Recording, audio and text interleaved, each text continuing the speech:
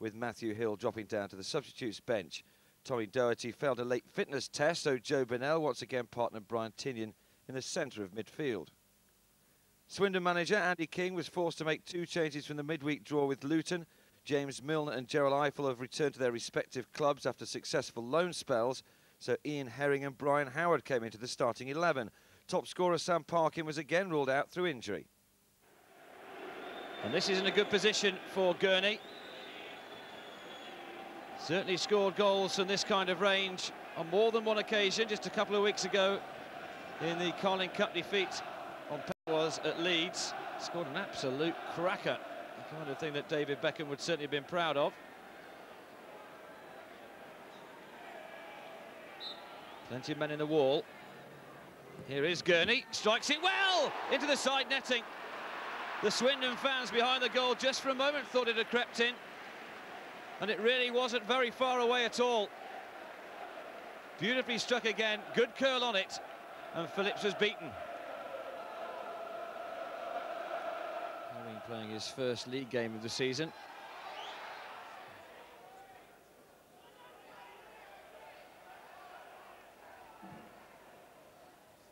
Neatly laid forward, here's Mooney in space, and should have done better. It really opened up for him very nicely from the ball from Brian Howard.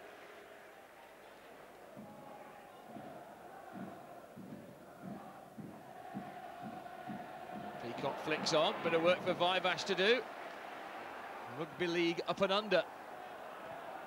Eventually out for a corner. The referee has had a good game so far, just delayed his decision there to make absolutely certain.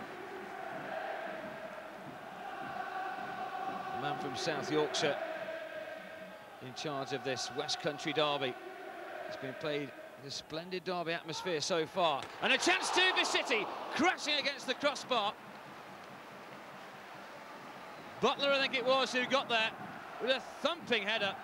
The goalkeeper will never have seen it.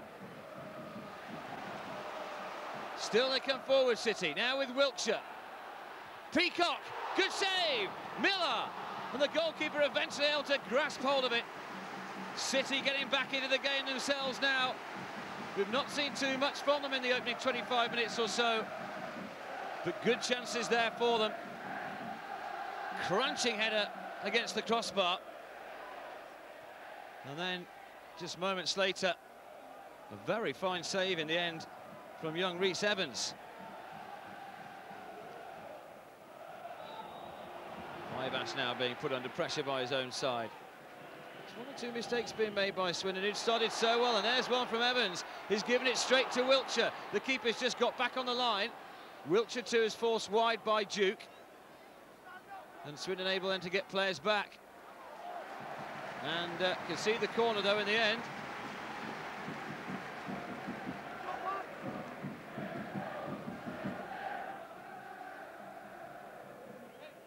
The side this season, Evans in his battle for the #1 spot with Bart Grimmick. As Brown takes the corner. Might fall for Wiltshire. Good save by the keeper. Well, that's why he's in instead of Bart Grimmick at the moment. So Grimmick was sent off in that Carling Cup game against Leeds.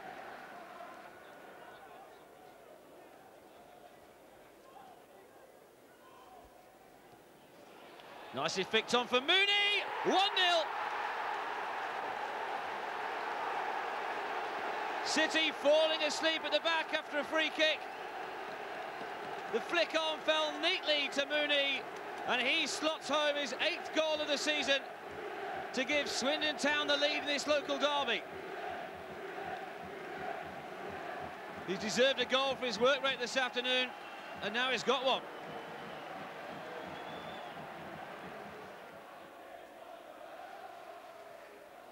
Nice layoff. Wiltshire couldn't carry it forward. Now a mistake by Woodman, could free Mooney. A goal here right at the end of the first half would be superb for Swindon. But Butler did really, really well for City. Excellent work from the central defender, because Mooney looked favourite to make it 2-0.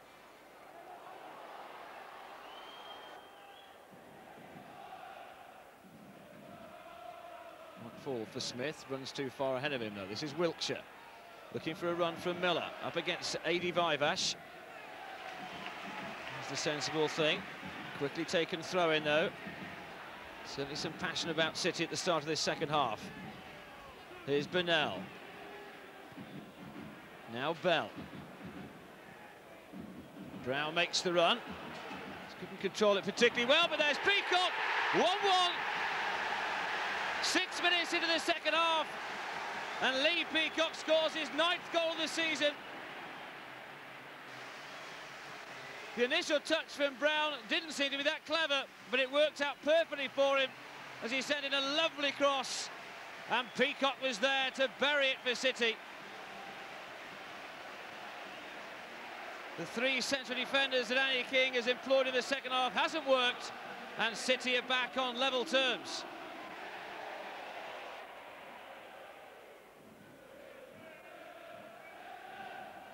Mooney. Smith's made a good run. And Phillips has to come to the edge of his penalty area.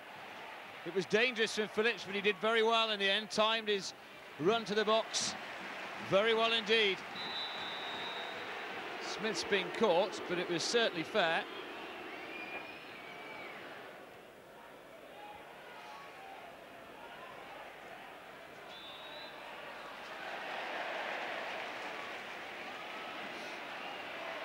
Wanted to take the free kick quickly, but no one making the appropriate run. Until Brown, that is, who's made a very good run. Deflected wide. Mighty, mighty close to Bristol City taking the lead, as it was Swindon Town's turn to fall asleep.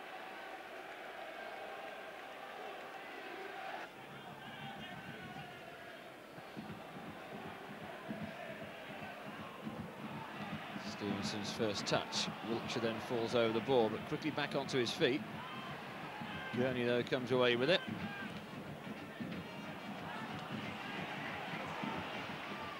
Miller did well.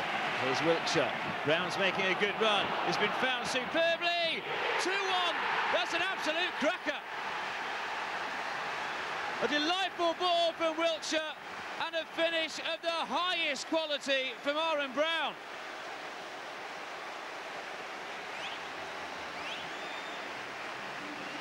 You don't see many goals as good as that in this division. Perfectly weighted pass, and what about that for a finish?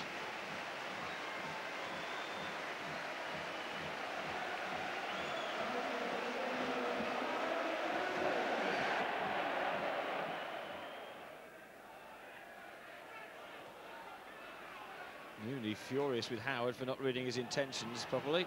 Peacock, still Peacock.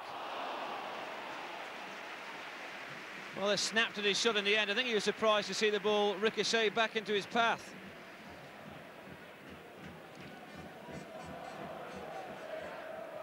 Mooney flicks on. There'll be 3 minutes of added time. 3 minutes for Swindon to try and get back into this game and preserve that proud unbeaten record of theirs. And they might do here with Mooney. They'll... Going to throw in, will they? No, it's gone out for a corner. And is it time for everybody to go up? Swindon know all about last-minute goals, having conceded one in that Carling Cup Classic against Leeds. Well cleared, though. And now everybody was up, and Roberts has a chance to break.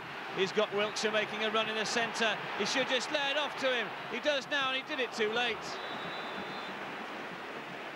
And the flag was up, and the chance to fully secure the points in injury time went. Not the best of play from Christian Roberts.